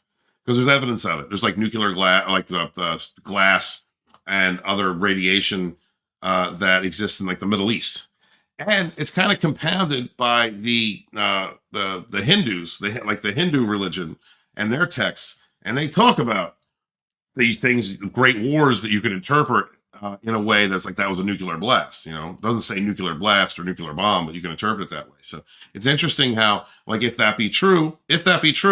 Was there a great reset in our civilizations at some point after the floods or before the floods? Or the cause of the floods? Who knows? Truly Happy says, I lived in for 26 years. Whoo! Some of y'all women out there are ride or die, wonderful, wonderful people who will refuse to give up on a dude, somebody you love. And it's a shame that, it's a shame that all that time is wasted with somebody who doesn't appreciate it. Because I've been looking for y'all my whole life. I've been looking for women like you my whole life. Ride or die. Let's build something. Let's keep it going. Let's be real and keep it pushing and learn and grow. And but I attracted toxic people too. So I attracted toxic women too. So maybe I needed to go through what I did. But I just look at these. I look at these stories from a lot of you ladies, and and I don't mean to keep the gentleman out. I'm just I'm not looking at sausage. But these ladies out here, y'all are beautiful. Y'all are beautiful souls, creative, wonderful, lovely, compassionate. And it's a shame to me. It's a shame to so many different relationships that, you could have had Truly or Jessica or, any of you ladies out there. You could have had, a good man. I hope that everything you went through doesn't hope you can recover from that and grow from that and find a man that is worth your attention and your time. I really do, man. I hope you all find love out there. Super disappointed in the human male in the human male race. And me too when I'm dealing with other from the stories that I've heard. But there's good ones out here. I'm telling you, look, I got faults. Keep looking up. I got faults. I've had faults. I absolutely do. But all the growth that I've done and everything, there are good dudes out there. There are good people out there. Mr. Tickle Trunk is a good dude. He's a cartoon. So if you're into banging cartoons, you can bang, he's out there. But there are good men out there. But believe in yourself first. Love yourself first. Y'all, the signs now. You can recognize a toxic person. You can recognize a toxic guy. You know what they are. So just, navigate carefully. And you will find love. You will find love if you're looking for it. You will eventually find it. Mr. Tickle Trunk says, if you give someone poking you nothing in return, they move on to the next person who will react. Yes. Wish I had known that years ago when the menace was building up, because I kept calling out toxic people. All the snakes got pissed off, and then the other people that understood that lesson looked at Walton and said, well, I don't know if we can interact with Walton because Walton will just call a toxic person out. We don't want that drama. It's a shame. Being real, keeping it real and keeping it straight. Being straight up. When did that become a hindrance? When did that become something that people had to back away from? I don't know. Leslie Headland was Harvey Weinstein's personal assistant. She saw everything, and you can bet she either took part or fed Harvey women because they worked together as a team. I mean, when you don't, y'all want to know how I feel about Leslie Headland? There are videos on my other channel. I'm not going to go there, but yeah. Let's see. Now she's working for Disney. That's right, a family company. Disney hasn't been a family company in 20 years. It really hasn't. Let's see. Darn, these narcs really keep getting up there in power and positions of media and entertainment. Yeah, well, that's because, so we were talking about that earlier a little bit. I think we'll get into that next week. The people at the top are narcissistic, you know, or psychos, or the megalomaniacs, very selfish people. But definitely there's a lot of narcissists up there in your politics, in our governments, in our religious institutions. Don't tell me they ain't our religious institutions. You know, I mean, it creates a culture, and that culture becomes excusing things, right? Like, how do I bring? Okay, you know, like, remember when the Catholic Church was having a lot of issues with priests and kids and altar boys, right? They had this culture of excusing this behavior. They just moved the church, the guy to a new parish. They moved the priest to a new parish. They'd cover up what happened. You know, they'd gaslight. They'd excuse. No accountability. And that created a culture, you know. And so, you know, eventually that got exposed for what it was, but it took a lot. It took a lot. It took people. There were people that were so afraid of the weight and the power the Catholic Church had to go up against that was going on, that they didn't want to talk about it. And so, you know, there was just like, there were people who were loyal fools, but then you've got people who are Catholic who love their religion, who love the, you know, that's their connection to God. That live these morals and live this strict, you know, faithful life to their God, and then they find out that the people, you know, that was going on at the top, and that creates kind of a damage. You lose faith in your institution. That has been going on for a long time, and I think it's accelerated over the last century. I mean, to the point where, you know, we accept governments we know are lying to us because it is the institution. Or we accept political parties that lie to us and never come through with their promises because it's the institution. We got to back that institution, and that's a shame. It is creating a culture from the top down, where it excuses that behavior. You know, and and that's why I believe the rise in narcissism and narcissistic awareness is taking place at this moment. There is no treatment for it, seriously, not just because narcs won't take accountability and there's no way to like create a system of treatment, but because of all of the excusing, the flying monkeys, the loyal fools, the lack of accountability. I think that has a lot to do with it too. Let's see. My narc moved on, and we even made a deal where both of us would stop and we would follow through. But he has this one friend who's still obsessed. That one friend might be him using that person. So what I learned, again, from being person C in a person A, person B situation, was that person B very well might have wanted to just leave it and drop it at some points, but person A wanted to keep it going. So you might have that happening in what you're in that situation. In any case, no contact. Don't even bother. Mr. Tucker says, living with a narc is a waste of time. It was a trial. You're on the other end of it, or you're on the other end of it, or looking to finish. Yeah, it is. It's crazy. The best thing about living with a narc is learning how to avoid them for the rest of your life and how to spot them in others. Yes, yeah. My eyes are way open, man. Like I have strong. You develop strong boundaries. You develop an awareness, an appreciation for yourself, an appreciation for peace. You know, and you understand just how sick it can become running through the same cycle. You know, the same BS cycle: love bombs, evaluation, ghosting. It's your fault. It's your fault that I did dirt. It's your fault that this person lied. You're the actual narcissist. You're all that shit. It's exhausting. I'm not living like that. Like, it's all the energy that gets put in by a narcissist or a narcissistic person. All of the energy that gets put into lying, scheming, shifting blame, projecting themselves, keeping up the illusion, playing all those games. All that, it's like, how much energy are you putting in to nothing, to just maintaining a freaking soap opera, a soap opera from hell? You know, like no, I ain't got time for that. I got time for that. I'm trying to build. I'm trying to grow. I'm trying to write. I'm trying to, you know, I'm not trying. I got time for that. Let's see. Jessica says, Oh, wait, just real quick. Keep Looking Up says, I believed in my marriage vows. I believe in things like being loyal, faithful, telling the truth. I get it. I understand.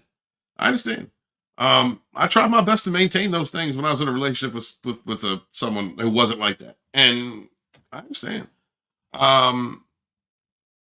But you have to, yeah, like, I don't think that God or the gods or your word source, I don't think that you're wrong when a person isn't keeping their end of the bargain, their end of a sacred pact. I don't think you're wrong in breaking that pact and walking away.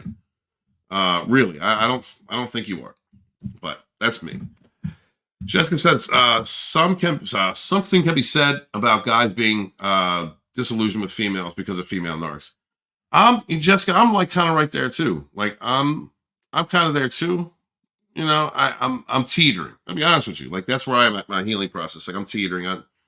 I don't know if I'm gonna be. I don't know if I want to be alone for the rest of my life. You know, like I've kind of accepted that might be an outcome, and I don't know if I want to engage.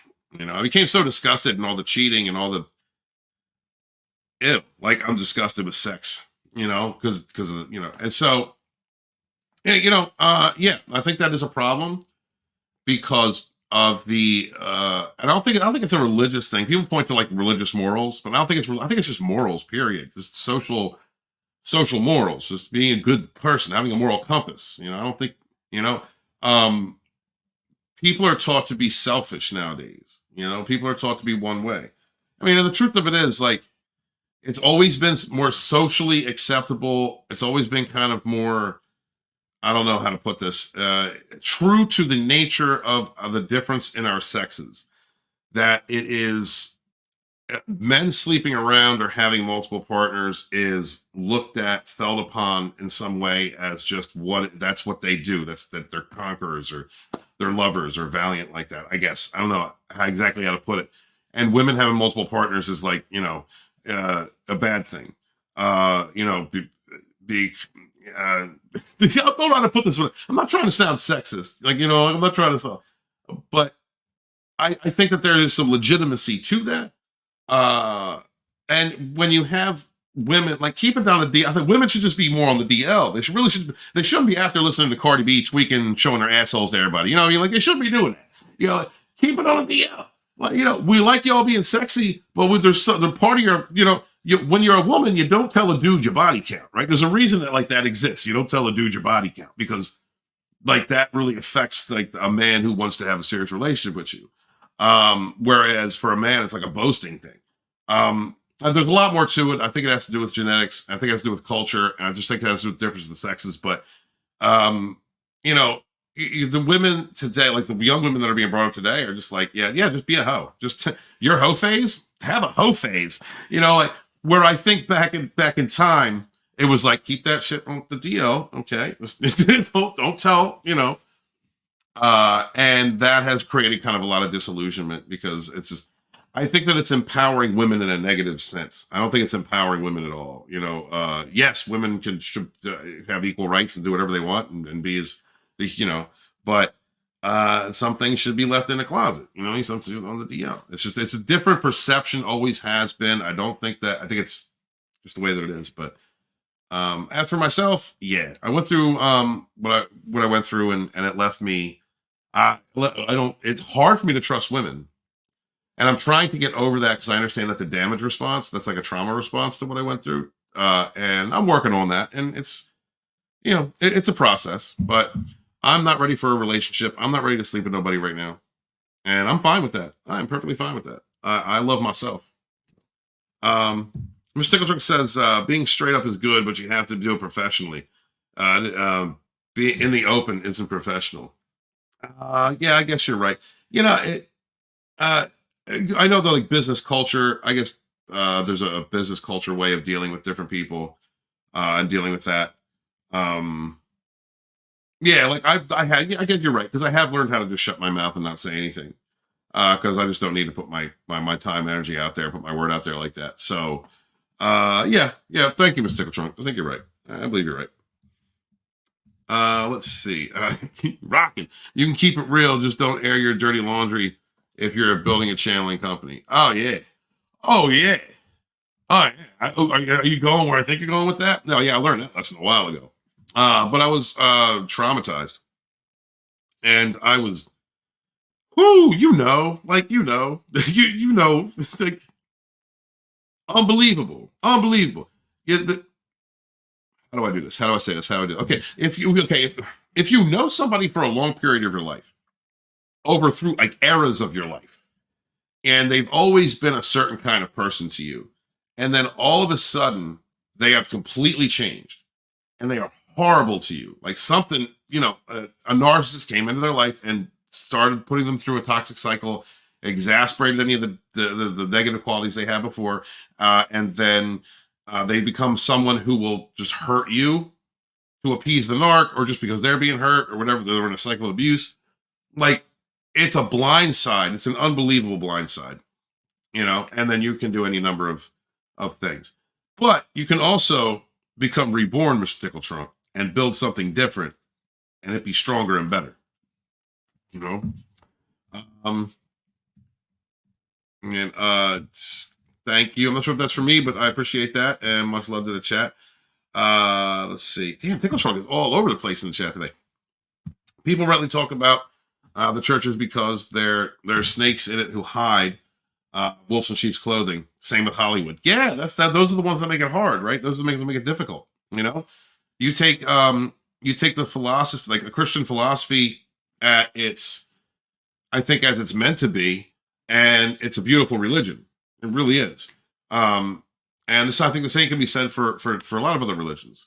But there's people out there that take this beautiful concept, this beautiful expression of divinity, and use it to hurt other people.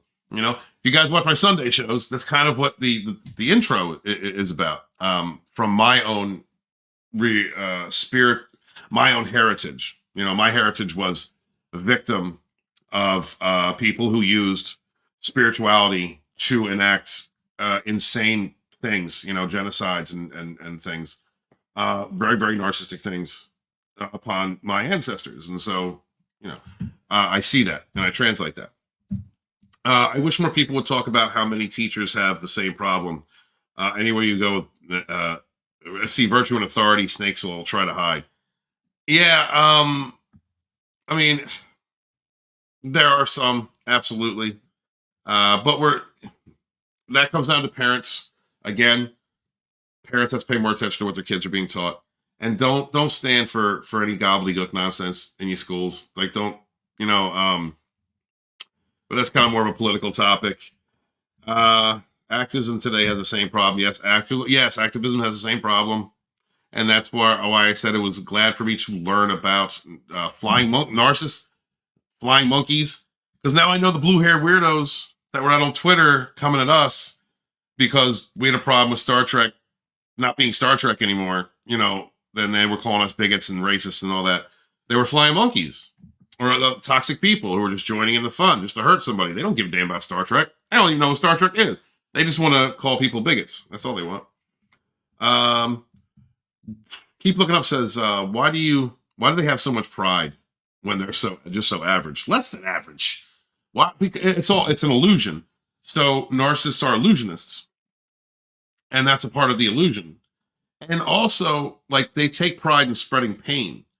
I've seen liars in the past. I didn't understand it until I went through this and became educated.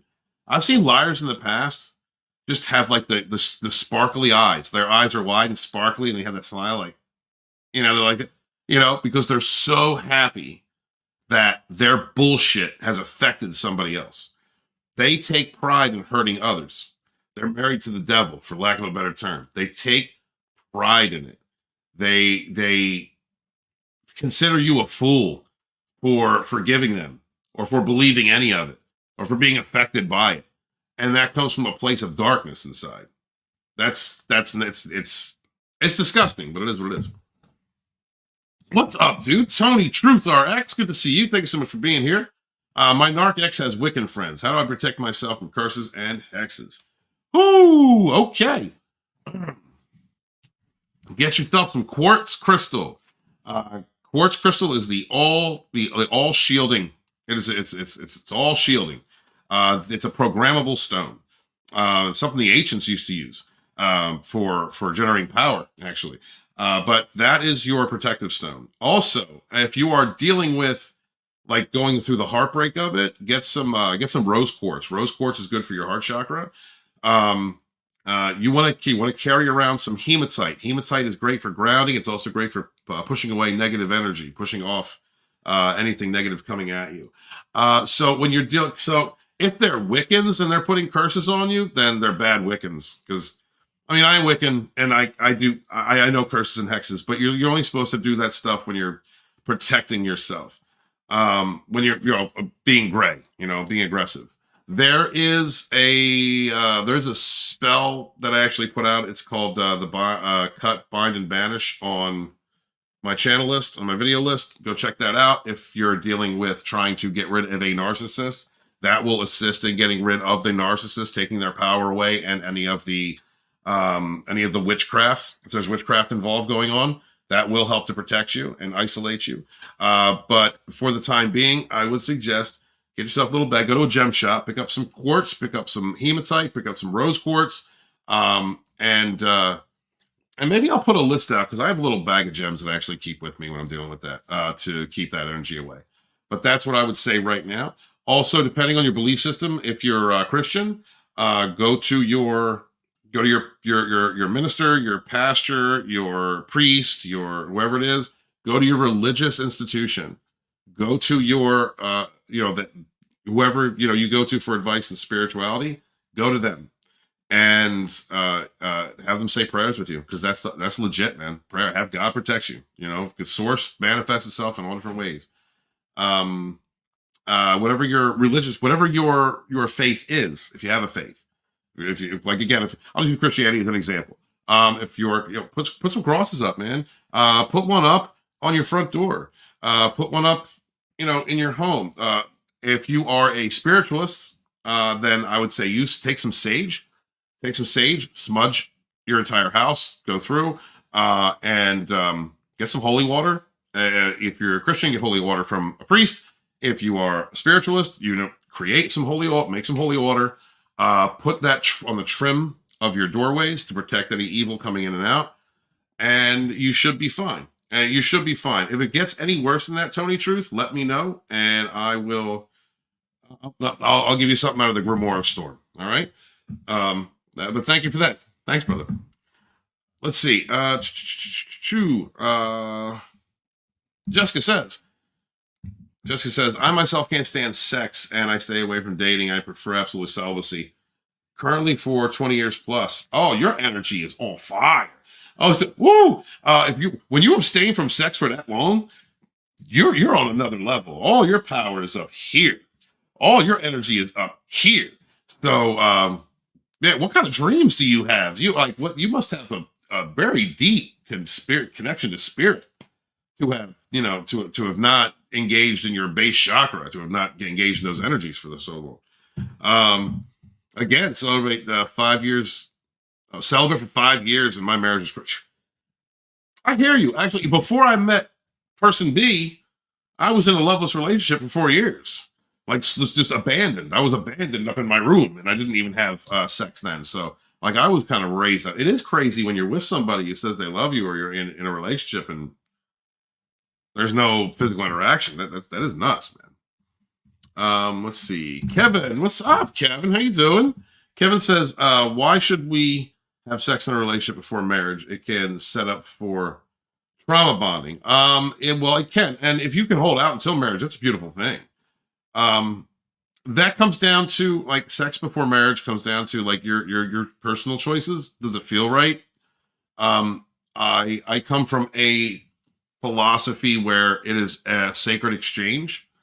Don't necessarily have to have a hand fasting or a marriage in order to have that sacred exchange. It can be done in healthy ways, but it can set you up for trauma bonding. Absolutely. And it is important. It is important to know who you're trading that yourself with. That's your creation energy. That's your life energy. That's God energy. That's the continuation of our species, the continuation of life, the bringing life into the world. You're, as a man, you're planting a seed into the earth, and then that woman is the earth. That seed grows within them. It's a beautiful thing, and it's sacred. So really, like I said, it all depends on like your personal disposition. Belief systems who say no sex before marriage, they're not entirely wrong. They're really not. That's really kind of a clean and healthy philosophy to have. But I don't disparage people who do find a healthy partner and create a long-lasting relationship before marriage using having sex. Yeah. So good question. Business culture, exactly. You got what I meant. Yeah. I get it. All right, hold on. I'm going to shut this down here. I'm going to go on for 2 hours. So let me see. I'm going to look through and see if there's any other questions. Real quick, just want to recognize a couple people that came in the chat. Yo, what's up? Dursky, how you doing? This is Narcs are sent by demons to break you. Yeah. Yeah. I'm not going to get too much into that right now. That's more of a savage and sage and savage topic. But yes, absolutely. People who run in negative forces cut themselves off from God. They cut themselves from source, and the emptiness that is left from the parts of their spirituality that should be filled with love and light and connection to source definitely attract dark things that will fill those voids, and they become demonic or possessed by demons, and they want to pass on that pain. And the thing about it is they get gifts. Like, okay, I use Christian terminology. They get gifts from the devil. They're blessed by the devil. That's why that's why they're able to fool people. That's why when their glamour is so strong. That's why when you see a narc at first and they're love bombing you, they look really good. And then after you fall out of love and you can see them for who they are, they're like, oh my God, that's a 4, that's a 3. Oh, I can't believe I loved you.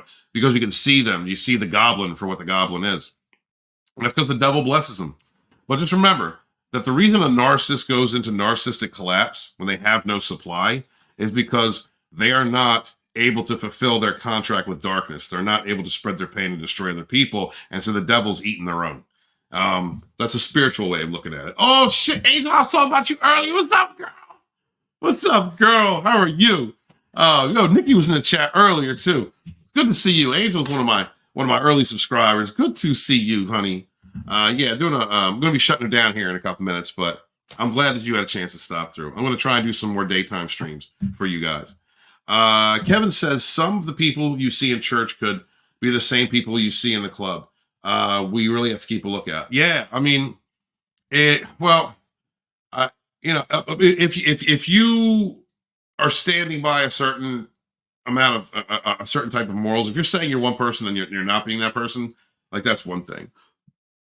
So yeah, always be on the lookout for people who don't live word, action, deed, right? Word, action, deed. If a person's words and actions do not align, then a liar stands before you. So, I understand what you're saying, Kevin. Yeah. Wear a cross. Yeah, absolutely. Wear a cross. That's it. Something else you can do. If you're of the Christian faith, definitely. Religious symbols, definitely. Absolutely. That will help. Belief in it, a connection with the divine in the way that you connect with is absolutely a way to protect yourself. Absolutely. Thank you for saying that. I stay away from idolatry. That's good. Mr. Tickle Trunk Atheist. So, hail, brother. Yeah, I understand. Which there's all kinds of. That's what I love, Mr. Tickle Trunk. That's what I like about Dragonstorm, man. Is I was afraid, like when I was in Phantom Menace, I came out the broom closet. There's all kinds of Christians that were like, "Oh my God, he's evil." And people started hating me, because they're spiritual narcissists. They started hating me because I'm different, because I see things different. But Dragonstorm's got this awesome community of people, all different phase, all different types, all different, all over the place, and I absolutely love it because it reinvigorates, restores my faith in humanity. Like the fact that we're all looking out for each other after we've been through a traumatic experience, we've all shared this experience. The fact that we're looking at each other through like our love and expression, not just for humans, not just for like fellow people, but also as an expression of our spirituality or our faith. That is so beautiful to me. Like that's really what I want because I've always kind of promoted that. You know, like I see somebody else's faith and I translate it through as an understanding that that's an expression of God. That's an expression of the divine. And I appreciate that because there's something to be learned from it. So I love it, dude. I love this community. Man. I love it. I swear to God, it's very rare that I have had people like come at my throat, or come at, my reputation, or call or label me or anything, in this community that's been built. It's been the rarity. Most times, everyone's supporting one another, and I love it. I absolutely love it, man. Just God bless. You know what I mean? I'm saying that to an atheist, right? So, salt, yeah, oh yeah, salt and water, like holy water. For me, is like salt and water, sea salt and water from the Dead Sea, if you can get it. That's the best. And let's see, agnostic, truly happy, very cool, agnostic, awesome. There's something out there, but I'm not sure. For me, man, as long as you like understand that source exists, that the source exists, and that's the main thing for me. That's where we are. Kevin says, I'm an Orthodox Christian. Oh, I have Orthodox Christian icons in my room. Ever since putting them up, my nightmares of torture by ex-narc stopped. Beautiful. Not sure where they came from, but suspect ex-narc astral projected. Yes. Absolutely, Kevin. Absolutely. So we'll end the stream with this. So, you're under psychic attack. You're under a psychic attack by a narcissist. They're manic. They constantly think about you. That's why they hoover you. When they're hoovering you, they're thinking about you. They're ghosting you. They're torturing you. They're leaving you like in pain and all that. Like that's a psychic attack. The exchange of sexual energies, having sex with them, leaves an anchor inside of you. All right, whether you're a man or a woman, right? I mean, it's the difference in the energy exchange, but it's still an exchange of energy. You are anchored to that person. So when they're manic, like if you try and break away from them, one of the reasons no contact is so difficult during that time is because you are anchored yourself to them spiritually through sex, and that allows them a conduit to attack you psychically. I had nightmares too. Absolutely, me too, man. I went through that myself. And it's because they're thinking about you. They're thinking about you. They're throwing energy your way. That's the evil eye, right? That's what that is. You putting up symbols of power, right? Like absolutely, you're Orthodox Christian, and you're absolutely, man, putting up those crosses, putting up those symbols of Christ. All right, you're talking about a loving God. You're talking about a God of protection. The Lamb, the light. You're like, yes, you are putting up a protection in your room. Absolutely. And that created a shield for you, thank God, to protect you from those psychic attacks.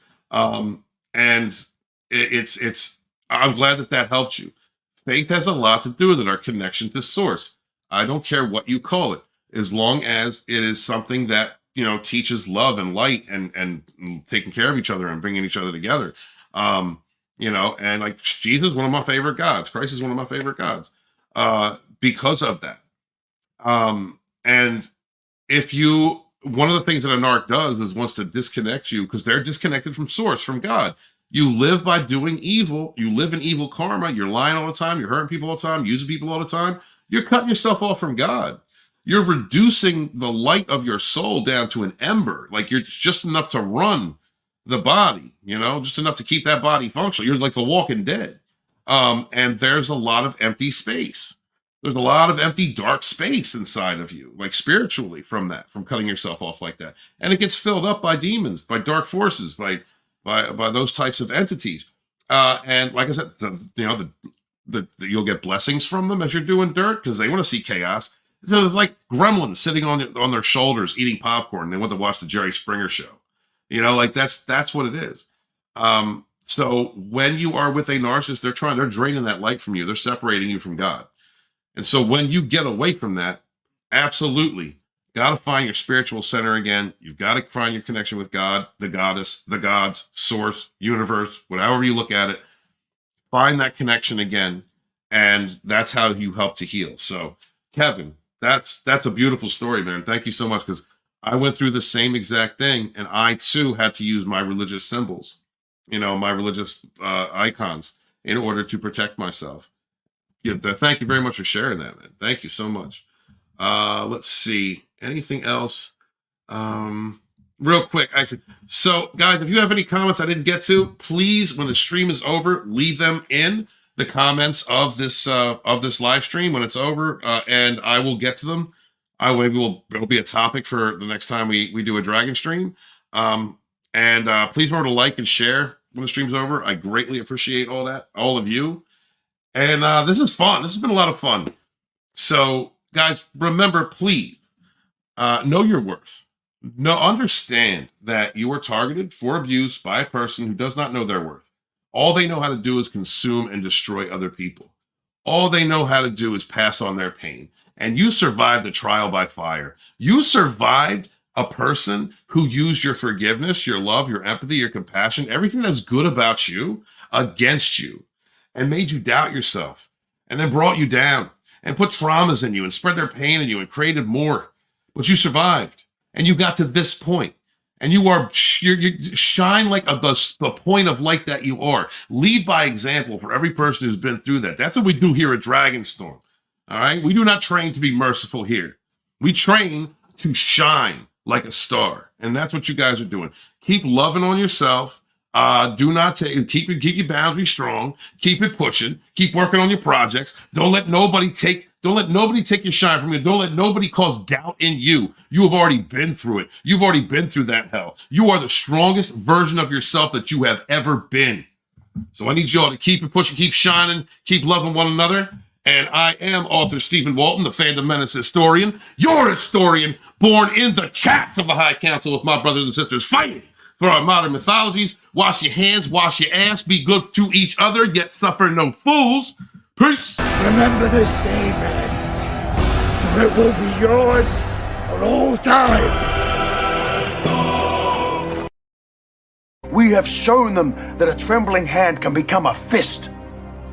We have challenged the idea that a slave must always know his place, accepting rod and lash because he was taught to accept it.